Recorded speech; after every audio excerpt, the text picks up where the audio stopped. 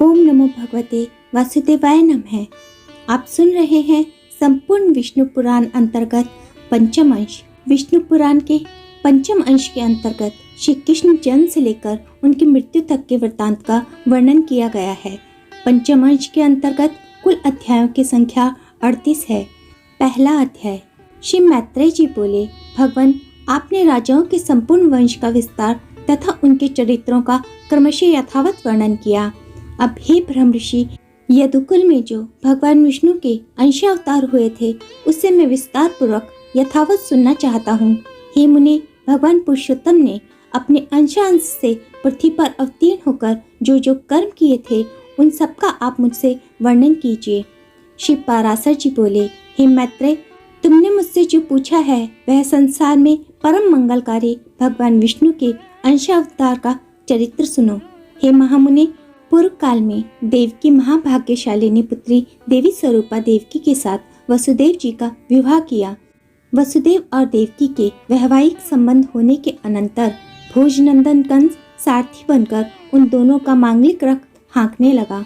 उसी समय मेघ के समान गंभीर घोष करती हुई आकाशवाणी कंस को ऊंचे स्वर से संबोधन करके यूं बोली, अरे मूढ़, पति के साथ रथ पर बैठी हुई जिस देवकी को तू लिए जा रहा है, इसका 8वां गर्भ तेरे प्राण हर लेगा। श्री पाराशर जी बोले, यह सुनते ही महाबली कंस खड्ग निकालकर देवकी को मारने के लिए उद्यत हुआ। तब वासुदेव जी यूं कहने लगे, हे महाभाग, हे अनंत, आप देवकी का वध न करें। मैं इसके गर्भ से उत्पन्न हुए सभी बालक आपको समर्पित कर दूंगा। श्री पाराशर जी बोले, हे दित्योत्तम, तब सत्य के गौरव से कंस ने वसुदेव जी से बहुत अच्छा कह देवकी का वध नहीं किया। इसी समय अत्यंत भार से पीड़ित होकर पृथ्वी गौ का रूप धारण करके सुमेरु पर्वत पर देवताओं के दल में गई। वहां उसने ब्रह्मा जी के सहित समस्त देवताओं को प्रणाम कर खेद पूर्वक करुण स्वर से बोलते हुए अपना सारा वृत्तांत कहा। पृथ्वी बोली, जिस प्रकार अग्नि स्वर्ण का तथा सूर्य किरण समूह का परम गुरु है, उसी प्रकार समस्त लोकों के गुरु श्री नारायण मेरे गुरु हैं। वे प्रजापतियों के पति और पूर्वजों के पूर्वज ब्रह्मा जी हैं तथा वे ही कला, काष्ठ, निमेष आदि के रूप में प्रतीत होने वाला अव्यक्त रूप है। हे देवश्रेष्ठ गण, आप सब लोगों का समूह भी उन्हीं का अंश स्वरूप है। आदित्य, मरुदंड, साध्यगण, रुद्र, वसु, अश्विनी कुमार, अग्नि, पितृगण और लोकों की सृष्टि करने वाले अत्रि आदि प्रजापति गण, ये सब भगवान विष्णु के ही रूप हैं। यक्ष, राक्षस, दैत्य, पिशाच, सर्प, दानव, गंधर्व और अप्सरा आदि भी भगवान विष्णु के ही रूप हैं। ग्रह, नक्षत्र तथा तारागणों से चित्रित आकाश, अग्नि, जल, वायु, मैं और इंद्रियों के संपूर्ण विषय, यह सारा जगत विष्णुमय ही है। तथापि उन अनेक रूपधारी विष्णु के ये रूप समुद्री तरंगों के समान रात दिन एक दूसरे से बाध्य बाधक होते रहते हैं। इस समय कालनेमी आदि दैत्य मृत्यु लोक पर अधिकार जमाकर जनता को कलुषित कर रहे हैं। जिस कालनेमी को सामर्थ्यवान भगवान विष्णु ने मारा था, इस समय वही उग्रसेन के महान असुर कंस के रूप में उत्पन्न हुआ है। अरिष्ट, धेनु, केशी, प्रलंब, नरक, सुंद, बलि का पुत्र अति भयंकर बाणासुर तथा और भी जो महाबलवान दुरात्मा राक्षस राजाओं के घर में उत्पन्न हो गए हैं, उनकी तो मैं गणना भी नहीं कर सकती। हे दिव्य मूर्तिधारी देवगण, इस समय मेरे ऊपर महाबलवान दैत्य राजों की अनेक अक्षुणी सेनाएं हैं। हे अमरेश्वरों, मैं आप लोगों को यह बतलाई देती हूँ कि अब उनके अत्यंत भार से पीड़ित होने के कारण मुझ में अपने को धारण करने की भी शक्ति नहीं रह गई है। अतः हे महाभागगण, आप लोग मेरा भार उतारिए, जिससे मैं अत्यंत व्याकुल होकर रसातल को न चली जाऊं। पृथ्वी के इन वाक्यों को सुनकर उसके भार उतारने के विषय में समस्त देवताओं की प्रेरणा से भगवान ब्रह्मा जी ने कहना आरंभ किया।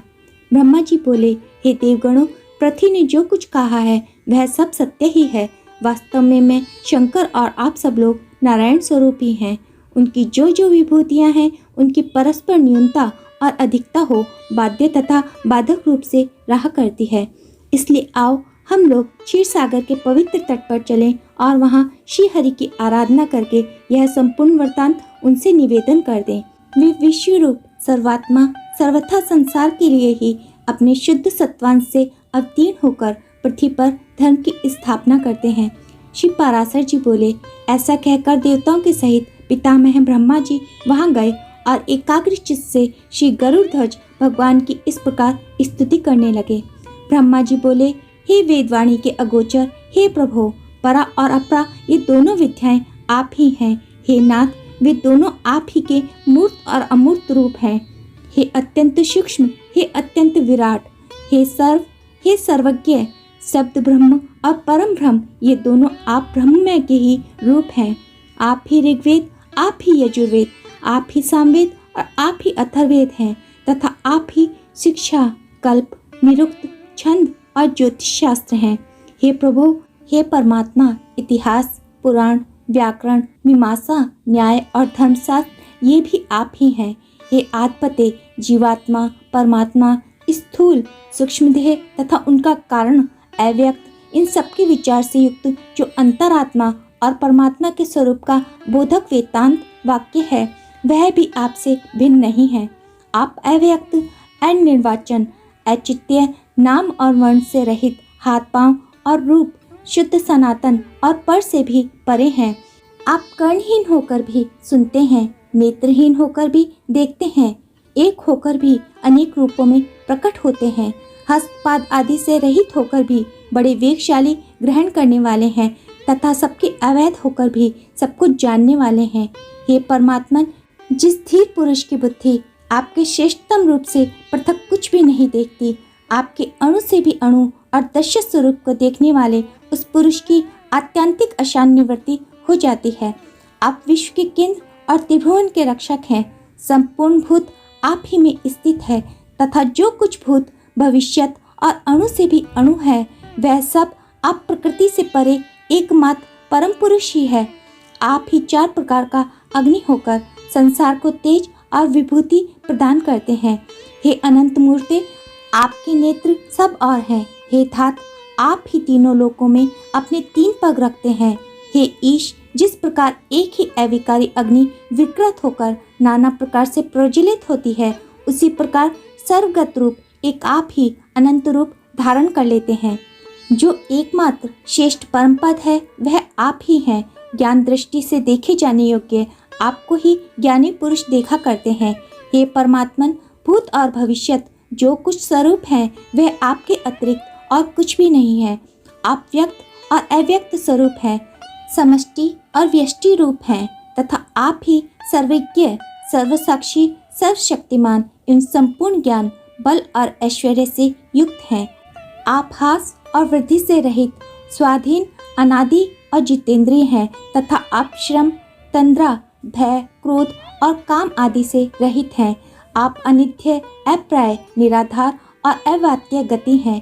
आप सबके स्वामी हैं, अन्य ब्रह्मादि के आश्रय तथा सूर्यादि तेजों के तेज एवं अविनाशी हैं। आप समस्त आवरण शून्य, असहायों के पालक और संपूर्ण महाविभूतियों के आधार हैं। हे पुरुषोत्तम, आपको नमस्कार है। आप किसी कारण, अकारण अथवा कारणाकारण से शरीर ग्रहण नहीं करते, बल्कि केवल धर्म रक्षा के लिए ही करते हैं। श्री पराशर जी बोले, इस प्रकार स्तुति सुनकर भगवान अज अपना विश्व रूप प्रकट करते हुए ब्रह्मा जी से प्रसन्नचित कहने लगे। श्री भगवान बोले, हे ब्रह्मन, देवताओं के सहित तुमने मुझसे जिस वस्तु की इच्छा की हो वह सब कहो और उसे सिद्ध हुआ ही समझो। श्री पराशर जी बोले, तब श्री हरि उस दिव्य विश्व रूप को देखकर समस्त देवताओं के भय से विनीत हो जाने पर ब्रह्मा जी पुनः स्तुति करने लगे। ब्रह्मा जी बोले, हे सहस्त्र बाहु, हे अनंत मुख एवं चरणों वाले, आपको हजारों बार नमस्कार है। हे जगत की उत्पत्ति, स्थिति और विनाश करने वाले, हे अप्रमेय, आपको बार बार नमस्कार है। हे भगवान, आप सूक्ष्म से भी सूक्ष्म, गुरु से भी गुरु और अति वृहत प्रमाण हैं तथा प्रधान महत्व और अहंकार आदि में प्रधानभूत मूल पुरुष से भी परे हैं। हे भगवान, आप हम पर प्रसन्न होइए। हे देव, इस पृथ्वी पर्वत रूपी मूल बंध इस पर उत्पन्न हुए महान असुरों के उत्पात से शिथिल हो गए हैं। अतः हे भगवान, यह अपना भार उतरवाने के लिए ही आपकी शरण में आई है। हे सुरनाथ, हम और यह इंद्र, अश्विनी कुमार तथा वरुण, ये रुद्रगण, वसुगण, सूर्य, वायु, और अग्नि आदि अन्य समस्त देवगण यहाँ उपस्थित हैं, इन्हें अथवा मुझे जो कुछ करना उचित हो उन सब बातों के लिए आज्ञा दीजिए। हे ईश, आपकी आज्ञा का पालन करते हुए हम संपूर्ण दोषों से मुक्त हो सकेंगे। श्री पाराशर जी बोले, हे महामुनि, इस प्रकार स्तुति किए जाने पर भगवान परमेश्वर ने अपने श्याम और श्वेत 2 केश उखाड़े और देवताओं से बोले, मेरे ये दोनों केश पृथ्वी पर अवतार लेकर पृथ्वी के भार रूप कष्ट को दूर करेंगे। सब देवगण अपने अपने अंशों से पृथ्वी पर अवतार लेकर अपने से पूर्व उत्पन्न हुए उन्मुक्त दैत्यों के साथ युद्ध करें। तब मेरे दृष्टिपात से दलित होकर पृथ्वी तल पर संपूर्ण दैत्यगण संदेह क्षीण हो जाएंगे। वसुदेव जी की जो देवी के समान देवकी नाम की भार्या है, उसके 8वें गर्भ से मेरा यह केश अवतार लेगा और इस प्रकार वहाँ अवतार लेकर यह कालनेमी का अवतार कंस का वध करेगा। ऐसा कहकर श्री हरि अंतर्ध्यान हो गए। हे महामुनि, भगवान के अदृश्य हो जाने पर उन्हें प्रणाम करके देवगण सुमेरु पर्वत पर चले गए और फिर पृथ्वी पर अवतीर्ण हुए। इसी समय देवऋषि नारद ने कंस से आकर कहा कि देवकी के 8वें गर्भ में भगवान धरणीधर जन्म लेंगे। नारद जी से यह समाचार पाकर कंस ने कुपित होकर वसुदेव और देवकी को कारागृह में बंद कर दिया।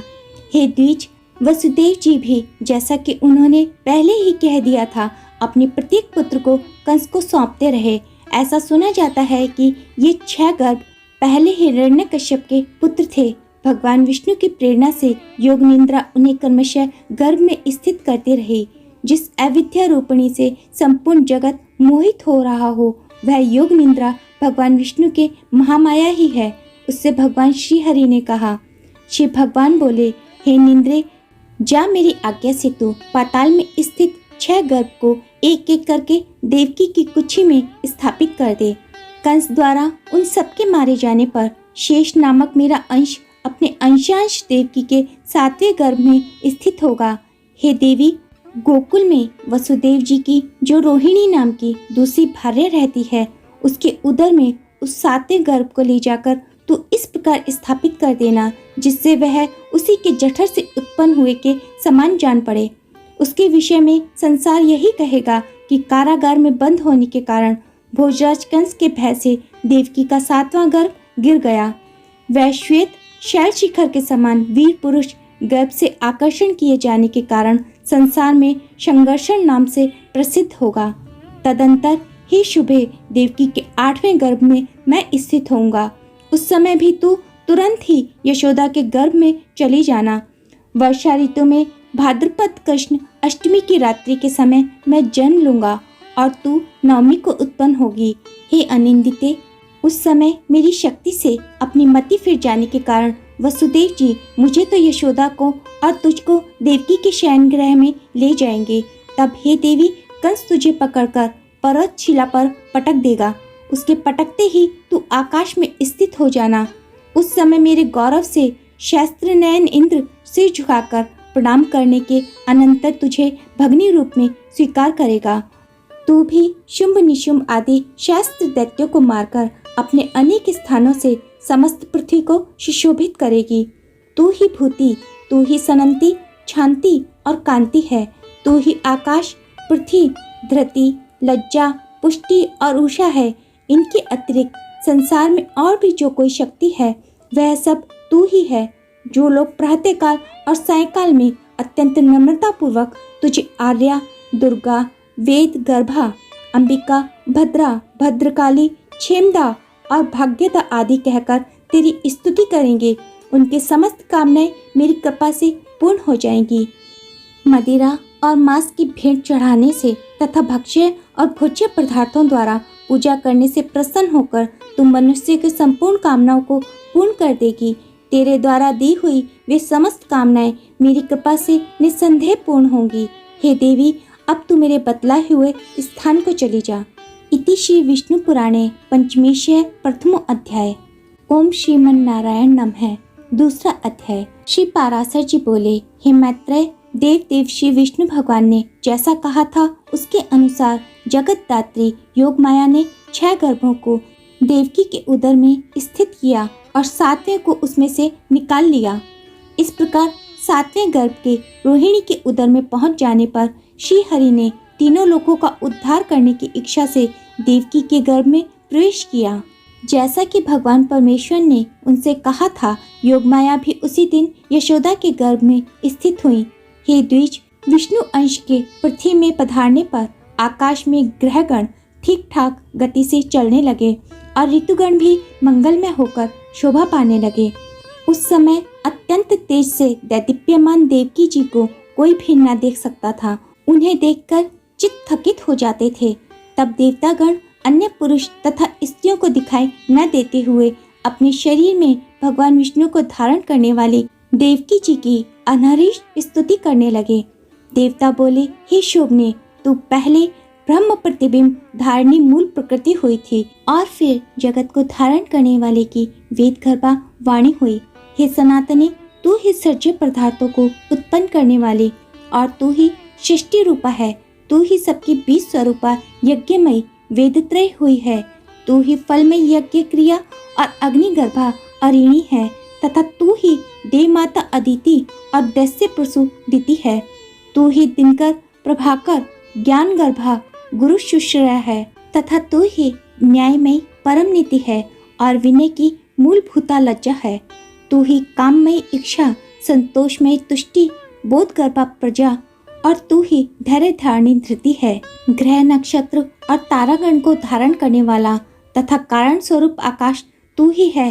हे जगतदात्री, हे देवी, ये सब तथा और भी सहस्त्रों और असंख्य विभूतियां इस समय तेरे उदर में स्थित हैं।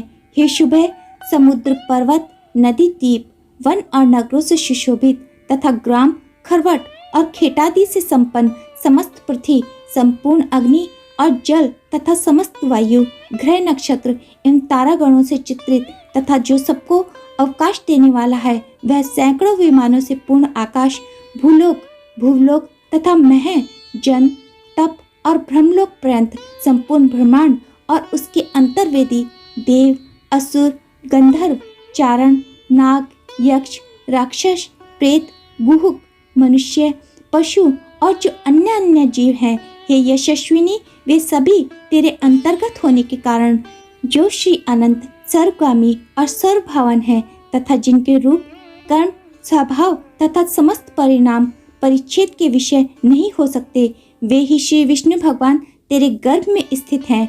तू ही स्वाहा स्वधा विद्या सुधा और आकाश स्थिता ज्योति है। संपूर्ण लोकों की रक्षा के लिए तूने पृथ्वी में अवतार लिया है।